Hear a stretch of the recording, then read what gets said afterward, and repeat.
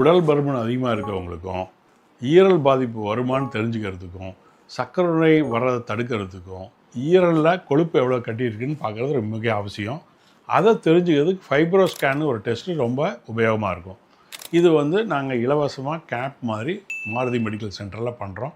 இதோட யூஸ் என்னென்னா, இந்த ஸ்கேன் பண்ணக்குள்ள ஈரல் இருக்கிற கொழுப்பு, ஈரல் இருக்கிற நார் சத்தையும் பார்த்து எப்போ இது சுருங்குன்னு தெரிஞ்சுக்கிறதுக்கு ரெண்டும் பார்த்துட்டு சுருக்கம் வர வாய்ப்பு இருக்கான்னு பார்த்து கிரேடு பிரித்து சொல்லிடுவோம்.